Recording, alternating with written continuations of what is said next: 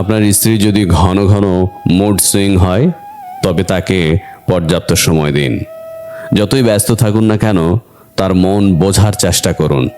আপনার সামান্য একটু আন্তরিকতা তার মন ভালো করে দেওয়ার জন্য যথেষ্ট। সারাদিন বাসায় বসে থাকতে থাকতে তার হয়তো একঘেয়েমি লাগতে পারে, তাই অন্তত ছুটির দিনগুলোতে এমন কোথাও তাকে নিয়ে ঘুরতে যান যেখানে দুজন একান্ত সময় কাটাতে পারবেন। কেননা প্রিয়জনের সাথে সময় কাটালে মানুষের বিষণ্ণতা দূর হয়ে যায়। দাম্পত্য জীবনে স্বামী স্ত্রীর মাঝে মাঝে রাগ অভিমান হওয়াটাই স্বাভাবিক। তবে স্ত্রী অভিমান করলে বাসায় ফেরার পথে তার জন্য একটি গোলাপ আর কিছু চকলেট সাথে নিয়ে যেতে পারেন। গোলাপ আর চকলেট দেখে অন্তত সে আর রাগ করে থাকতে পারবে না। স্ত্রী যদি রোমান্টিকতা পছন্দ করে তবে তার সাথে দুঃখে সুখে মিষ্টি মিষ্টি গল্প করলেও কিন্তু মন্দ হবে না।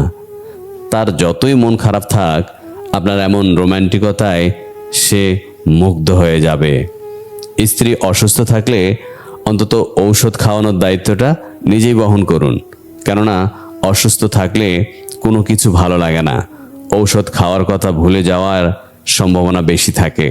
তাই নিয়ম করে আপনি সেই কটা দিন তাকে ঔষধ খাওয়ানোর কথা মনে করিয়ে দিন, কিংবা পাশে থাকলে নিজেই খাওয়ান। তার বিশেষ অসুস্থতার দিনগুলোতে, পিরিয়ড, প্রেগনেন্সি, শারীরিক অসুস্থতায় তাকে পর্যাপ্ত সময় দিন।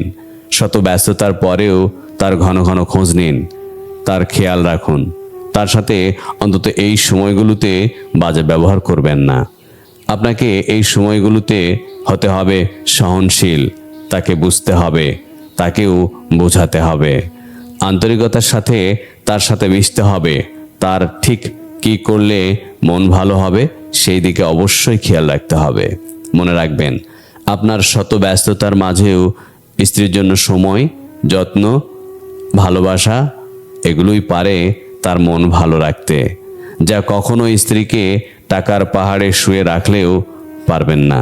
দাম্পত্য জীবনে টাকার চাইতে বেশি জরুরি দুজনের বোঝাপড়া, আন্তরিকতা আর পরস্পরের ইতিবাচক মনোভাব। জীবনসঙ্গীর পিছনে শুধু টাকা ব্যয় করার চেয়ে সময় ব্যয় করাটা বেশি জরুরি। কেননা টাকা দিয়ে কেবল শৌখিন চাহিদা পূরণ করা যায়, তবে মনে পরিপূর্ণ তৃপ্তি নিয়ে দাম্পত্য জীবন পার করা যায় না।